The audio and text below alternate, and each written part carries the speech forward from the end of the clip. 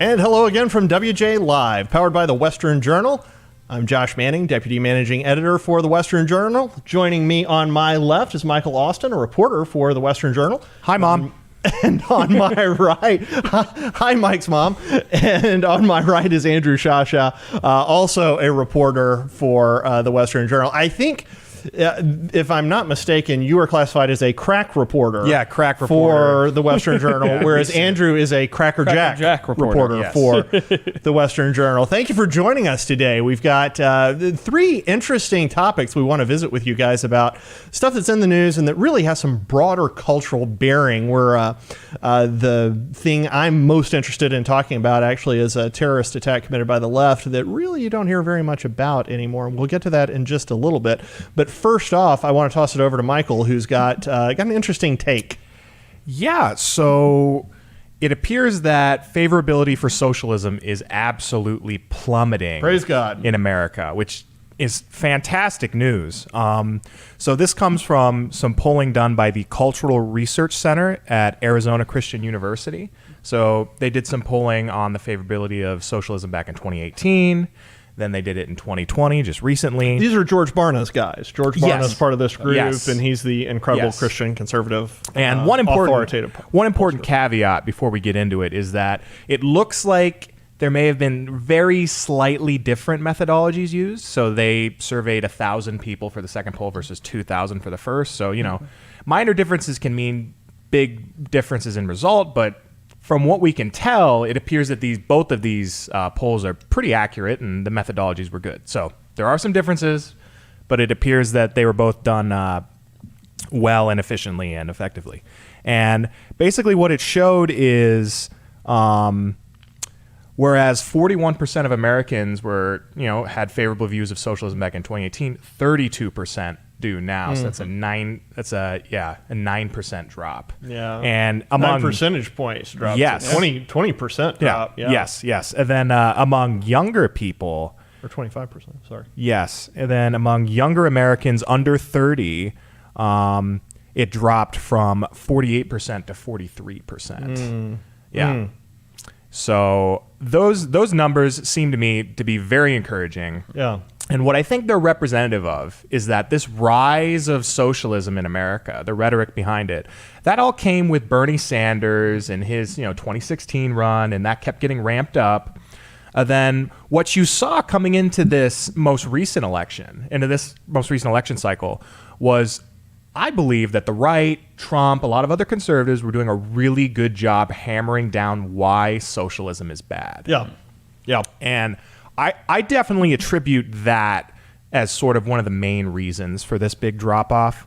I finally think that the right is doing a good job of we're starting to learn just a little bit how we can play these narratives back. And so, that's why I think this happened. Well, why do you guys think that there might be a drop in the favorability of socialism? I mean, honestly, and I'd like to see, on top of the methodology question, I definitely would like to see the polling sample here, if it's a similar sample or not.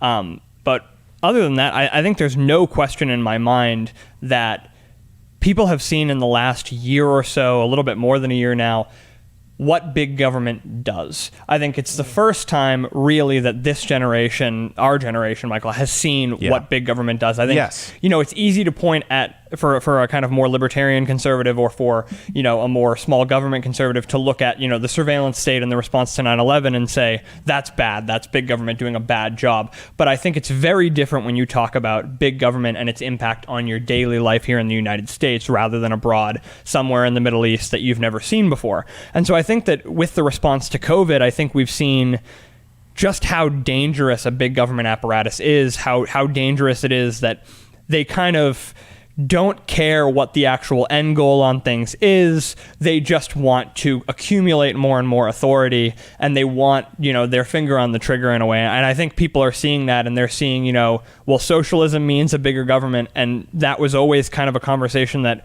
with the rise of Bernie Sanders, well, a bigger government isn't necessarily a bad thing as long as it's a good government. But now we're seeing that a bigger government is a worse government. And I think that that's certainly playing into it. Yeah. That's interesting. I'm not positive what to make of this past the idea that the pendulum tends to swing. Yeah. Right. Right. We had Barack Obama, who was really sort of the ultimate leftist since Woodrow Wilson, maybe. I would think he was probably worse than Roosevelt and LBJ. At least I think they loved the country. I think they were sincere. They were sincerely wrong. It's not at all clear to me that Obama actually loves America or the idea of America. Yeah, and go ahead. You go ahead. Well, so the pendulum was definitely swinging toward the left. We've seen this unbelievable cancel culture that has emerged, and you saw that really happening with Breitbart years ago, and Ben Shapiro, and them being chased off of campuses, and Ann Coulter being pied, and things like that. And it's possible that the pendulum is just beginning to swing back. I am super encouraged by it because the narrative of the day for the left for the last year really has been more one of race and intersectional politics and things. Yes. And I figured where the socialists would lose people is on money, just redistribution. Right. But that hasn't been as big an issue. I don't think conservatives have made a big issue out of that. I think we were kind of sheepish when Trump was spending like crazy. And so I guess I'm hoping that some of the turn from socialism is actually a turn from the left, a turn from Democrats in general, and a realization of maybe the poison nature of the present race narrative. Intersectionality. I'm curious if it can possibly be attributed too broadly or more accurately a pendulum swing solely because we saw that Republicans lost 2 seats in the United States Senate. They certainly gained seats in the House and then lost the presidency. I'm not necessarily certain that it can be summarized in that way, given the fact that the political pendulum swung in the opposite direction. Yeah. But I don't disagree with it. Go ahead. You could say that it's reaching its arc and things are slowing down to the left. I really think that's the case, and that could be part of this. And another big part of this is, the poll was conducted in early November. Okay. So it is coming off the heels of months of big government shutdowns. Mm-hmm. So I think both of you guys have some good points, and It is, and there's also a question as to what extent the respondents to the poll were thinking in terms of culture and versus in terms of politics, because politics is downstream from culture. I think it's possible for people to be waking up to the idea that, oh, hey, this stuff coming from the left is dangerous, but still probably pull the Democrat lever, not totally realizing how intertwined those things are. Exactly. And maybe time will tell. And that's the most interesting thing about Biden to me right now, as somebody who works in the news every day. I don't suppose we should be surprised that he still seems to be hunkered down in a basement somewhere, but that's essentially what's happening. Unless some news has happened today that I don't know about, and admittedly, I've been working on other projects today, so maybe he did something. But after that flurry of executive orders, he has been very careful to lay very low. And I wonder if it's because he knows that pendulum is swinging. Every now and then they just drag him upstairs and go, all right, sign this. Like, what am I signing? All right. Salute the Marine. Pull the pen out. Drop the pen. New pen.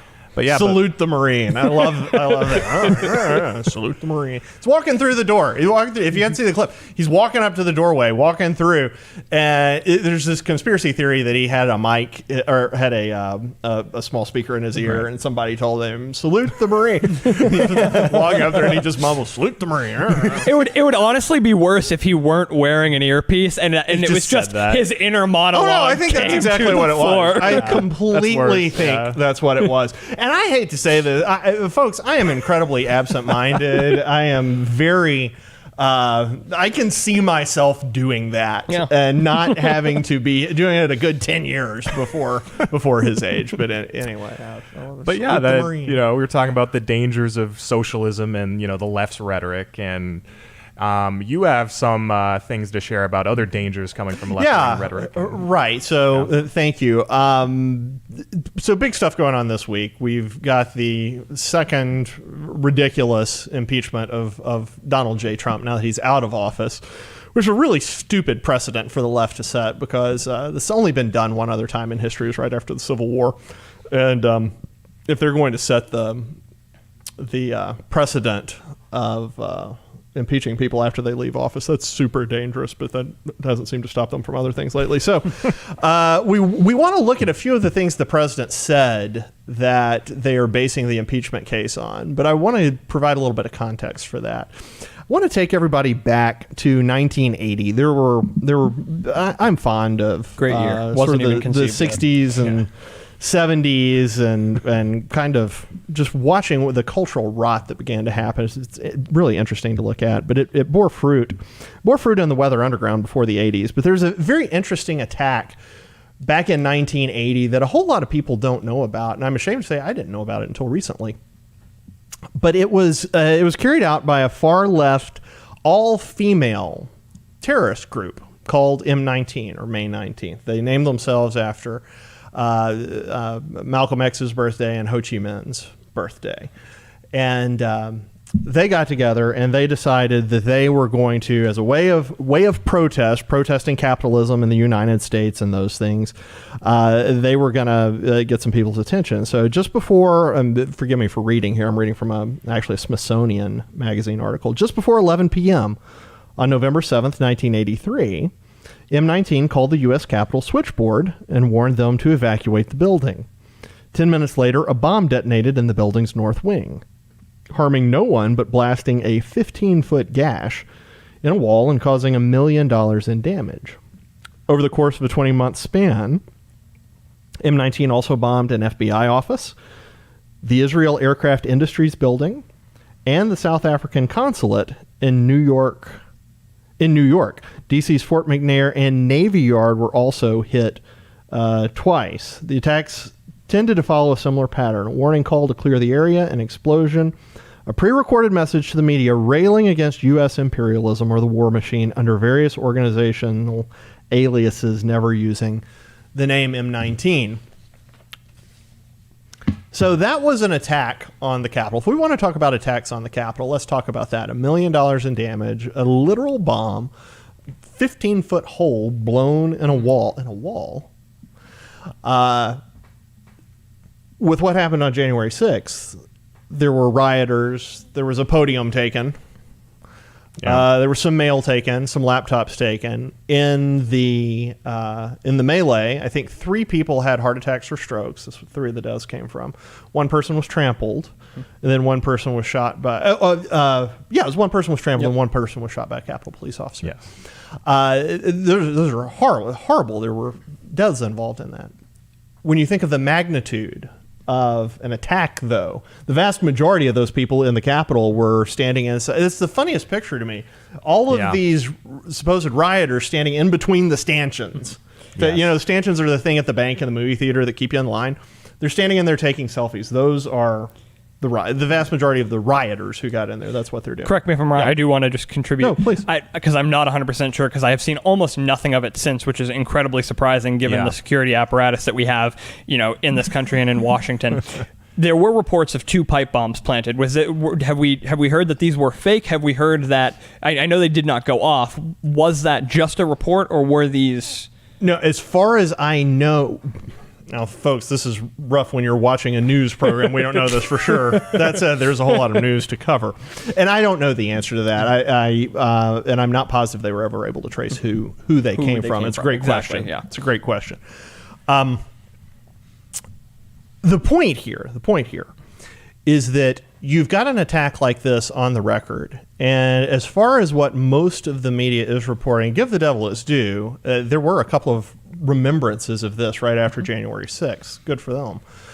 But the vast majority of the commentary completely misses this point in the history in the United States as far as political violence goes on the side of the left, not the side of the right. They are the ones who tend to execute.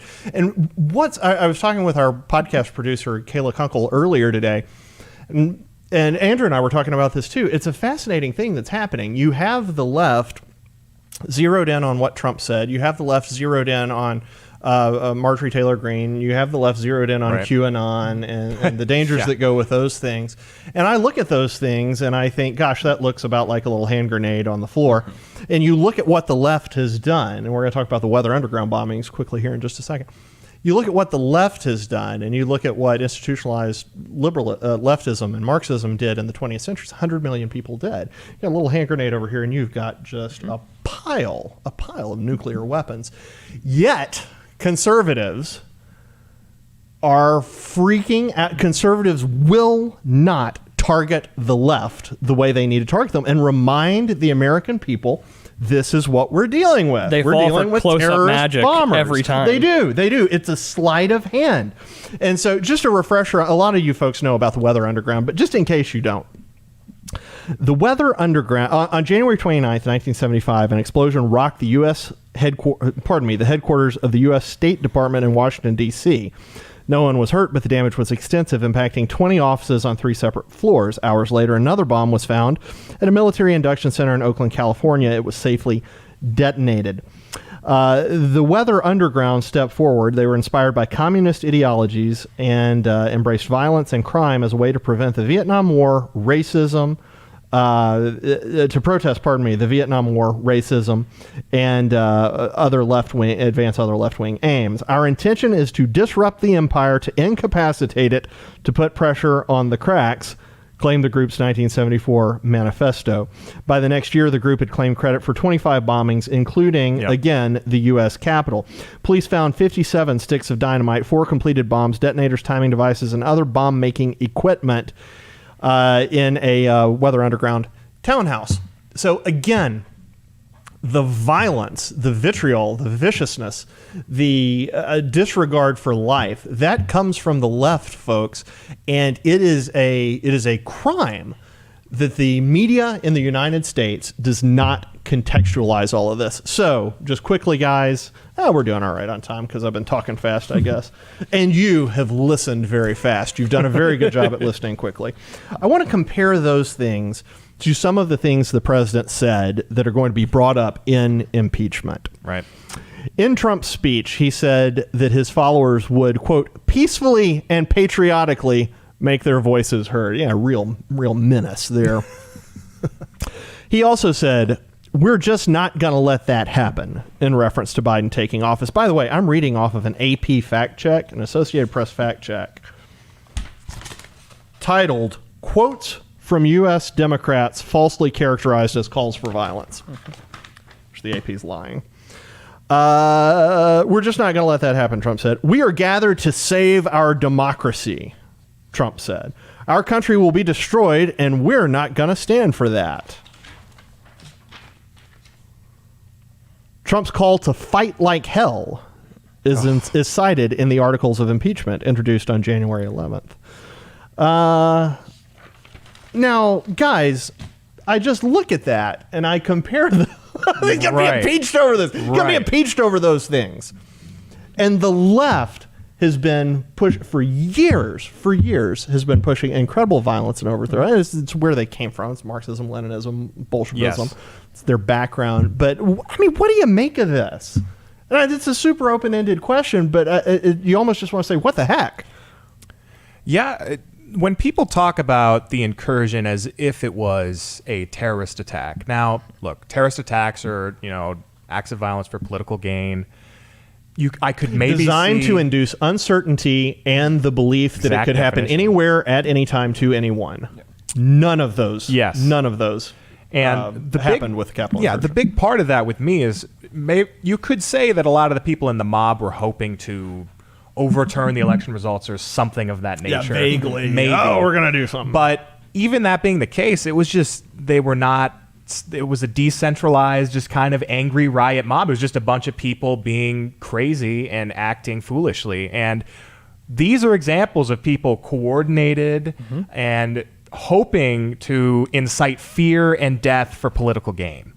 So the differences could not be more stark. And it's a ridiculous notion that we would talk about the incursion, and we will talk about the incursion for probably decades as if it was this dangerous right-wing terrorist attack. Because the left controls the narrative. And the Weather Underground, the left has always done a really good job, but also a really morally just repugnant job of kind of defending terrorists tacitly. And the Weather Underground, for instance, Susan Rosenberg was a member of the Underground that got arrested. She was also in the M19. Yeah. Oh, she was in both. Yeah, she gets around. Class act. Around. Not only that, now she works on the board of directors at this company called Thousand Currents that does administrative and fundraising duties for the Black Lives Matter global organization. Wonderful. So Susan Rosenberg, Weather Underground, M19, and Black Lives Matter. She just can't get enough of You go, girl. Talk about inciting violence. But, a monument to feminism. She was commuted by Bill Clinton in what was probably one of the most egregious commutations of any criminal ever by a president. And we hear about how she helped bomb the Capitol and Bill Clinton. But the point I wanted to get to real quick before you say whatever you're going to say is the left cheers her on right now as like a political activist and a someone who stands up for the rights of prisoners. That's who she's seen as now. But yeah. No, and it's absolutely, Josh said it, he hit the nail right on the head, and you're providing a fantastic point, Michael, to it, is that it is the control of the narrative. And it's been this way, so often I find myself asking the question, it's like, oh, when did Republicans start getting lost in the weeds? When did the left really manage to get their hands this deep in the narrative? And it's always been the case. I mean, down to Barry Goldwater in the 60s, his RNC speech that I remind you that extremism in the pursuit of liberty is no vice. He was immediately then painted as, this pro-war candidate who was going to nuke every country that America wasn't in favor of, and every administration overseas that America wasn't in favor of. They have always had their hands on the pulse of the narrative in this country, the left, and they manage to take the right's eyes off of what they're doing and kind of get us to fight amongst ourselves on these major points of conduct. Yes.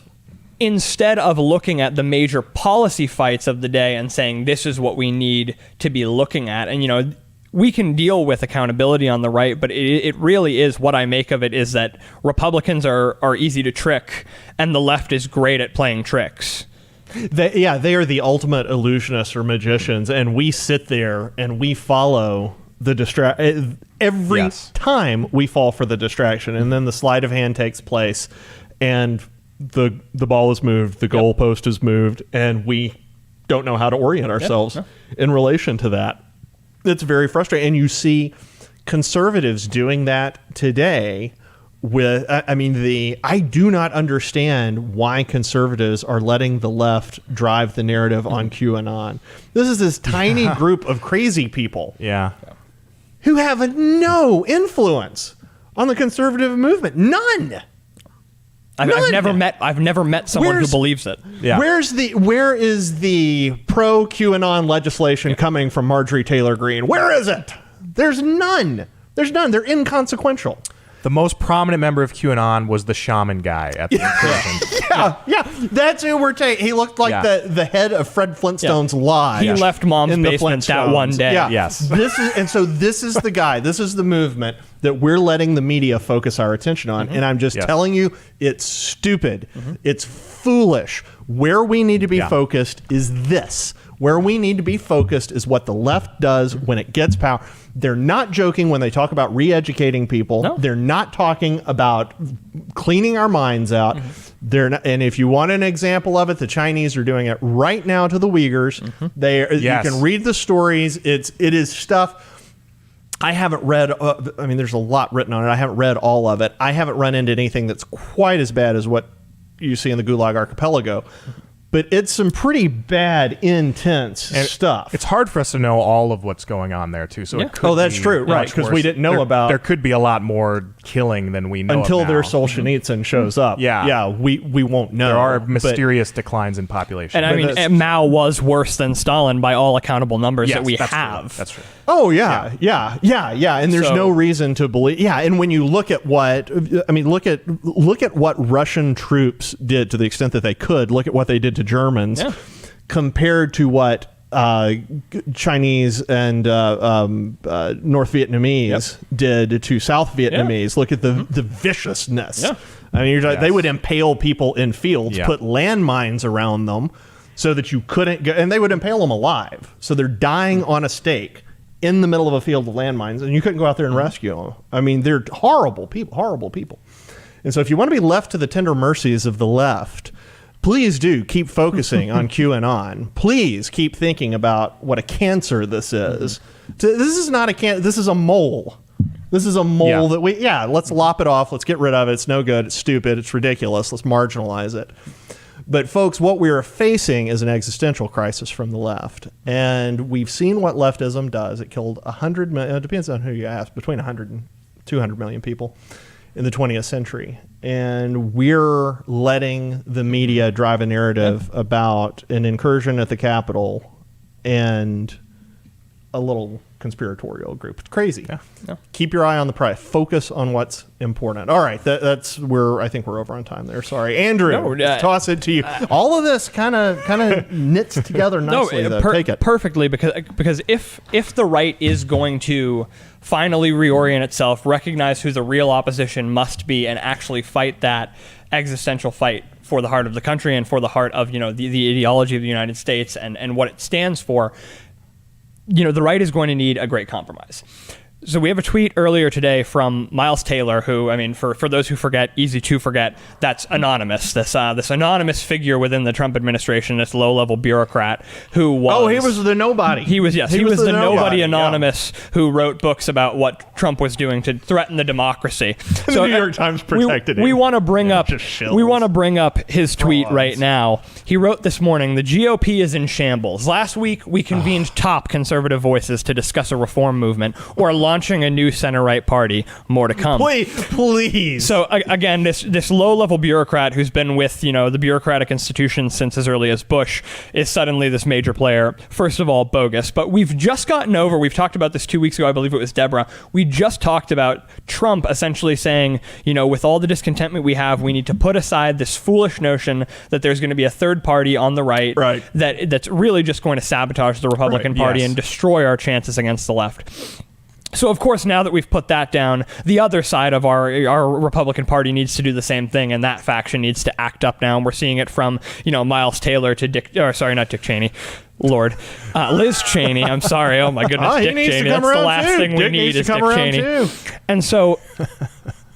I can find no better example in history of essentially a quick and dirty compromise that, needed to get done so you can move on to the more important things than in 1787. We have at the Constitutional Convention, we have essentially the sake of, for the sake of making sure that the country actually exists past its early colonialist history and after the Revolution and actually survives the Articles of the Articles of Confederation. We have America's leaders say that this infighting among these former rebels, this infighting about whether or not representation in the legislature is going to be representational or fixed. If it's going to be every state, the bigger states said every state deserves to be represented in Congress by a fixed proportion of its population, so that the big states could essentially run roughshod over Delaware and all these smaller states. And so the Delaware plan was exactly the opposite, that every state deserves 2 representatives. And that, it's more fair that way if every state sends 2 delegates to Congress, and that's how legislation is done in this country. The only possible solution that was brought forward was the real solution. Roger Sherman and Oliver Ellsworth say, with the Connecticut Compromise, is we're going to have a bicameral legislature. We're going to move on from this topic and talk about more important things for helping this country grow and helping make sure that we have a strong union and a strong federal government that is both capable and hands-off. The Republican Party absolutely needs the same thing. If we are going to survive this moment and get on to the important ideological struggle of our time, we need a great compromise, and we need it very quickly. We can disagree. If one of you guys disagrees, please speak your mind on that. I'm not certain if either of you will. Honestly, I will always speak my mind, and I don't like compromising. But I hear what I want to hear. And so what I'm curious about is, and I'm going to ask this as a two-pronged question, is if we were to make this great compromise, if the party is going to essentially decide in the span of the next few months exactly what our platform is going forward on the right, what conservatism is going to mean for this next generation, and how we're going to fight the left, that means that the establishment faction is going to have to put aside some of its worst elements, and they're going to take some of the, the best parts of itself and move forward. It's a big ask. And the Trump faction is going to have to do the same thing, and it's going to have to give away. Also, It's a huge ask. Yeah. It is a huge ask. It is going to be a great compromise. So if it were up to you guys, first, the establishment, what does it keep, and what does it have to throw away to move forward in a more unified party? Gosh. Oh, you first. No, you got the establishment. Yeah. Oh, gracious. I don't know how you... okay, so what do they keep? I do think... What's the good of the establishment to don't move destroy forward? me in the comments. Don't destroy me in the comments. It's a nasty question he asked. I do think establishment Republicans, at least on the spectrum, I do think they care about the country a whole lot more than the establishment Democrats do. Absolutely. They're going to have to get rid of the fetish that is the deep state, and whatever you want to call it, the deep state, the bureaucracy. Yeah. Whatever it is, the civil service, this just enormous underneath, DC, it's an iceberg, the part you see in DC is like 10%, and then everything else is underneath, and that's the civil service, the bureaucracy. They're going to have to get rid of that. I mean, this little twerp who was the anonymous guy, he's a part of that, and getting out of that, abandoning that, I think is going to be hard. There's essentially a form of lifetime tenure in that, and you get invited to parties, and you got security clearances and those things. Those are neat things. So I ditch the fetish of the bureaucracy or the civil service. Keep the love for America. I don't doubt that little twerp likes America. I think he's an idiot, but I don't doubt that he likes America. So keep that part, get rid of the idiot part. So that's the establishment. Yeah, That's what I would say. There's a certain level of decorum and decency more found in establishment types than in Trump Calling types. an idiot, yeah. No, it's true. It's true. It's true. It's true. I would certainly hope It's the Bush, the old Bush kind of compassionate conservatism was how they referred to it then. But even that needs to be tempered with a little bit of the Trump, and I'm sure you'll ask us about that next. Is we'll still need a little bit of the Trump fire and fight and willingness to, dig at the opponent. Yeah. But there's a way we can do that.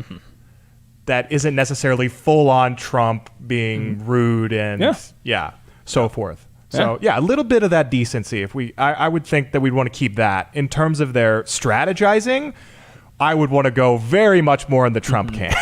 So. No, I think that's absolutely right. I think, Josh, what you're talking about with the bureaucracy, I would add on to that. I mean, the war hawkishness has to go for me. This whole idea of being involved in every country under the sun militarily blows my mind, and it's another one of those, tenured bureaucratic. It makes us a lot of money. It keeps a large engine in Washington. Yeah. Well, it makes money for the people that the establishment is close with. It doesn't make it for the country, not the country as a whole. Yeah. But certainly. So are you talking about the post-war order? Yes. Essentially? Okay. Yes. Yeah. Essentially remove the American piece of that and go back to, essentially friend all. And I forget the way Washington said it. And then I guess, unless either of you had any more on that. Well, I think another thing, one quick one is that there's a lot of smooth operatives within the more of the GOP political establishment. I don't think we want to lose that. Now, usually that's for good, maybe. Usually that's used for compromises we don't agree with, which is horrible. Yeah. But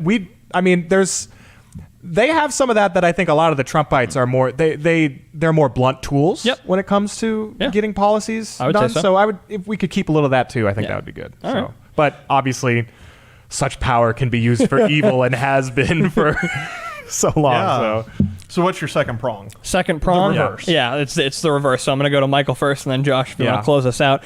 What do we take from Trumpism, and what do we leave behind? Well, just the being on attack at all times. Just always not taking the blows. Always fighting back, never just the establishment has been so soft for so long, and Trump showed us that we can we can win this narrative if we fight back, and we don't have to be wimps about it. So his narrative was a winning one. There's no question. Without COVID, there's no question that he would have won. The pro-America, America first narrative is a winning one. And I think what would be nice is if you could kind of crossbreed the two groups, and if you could inject into the establishment the realization that freedom is only ever a generation away.